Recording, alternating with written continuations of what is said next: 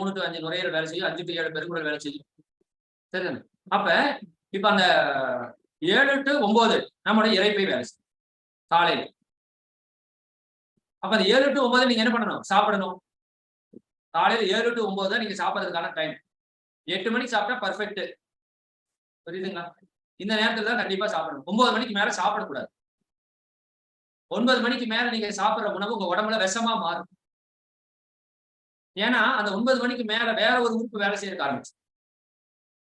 நம்ம பெரும்பாலும் சாப்பிடுறதே பெண்கள் 9ல இருந்து 11 மணிக்குள்ளதான். அப்படி சாப்பிடக்கூடாது.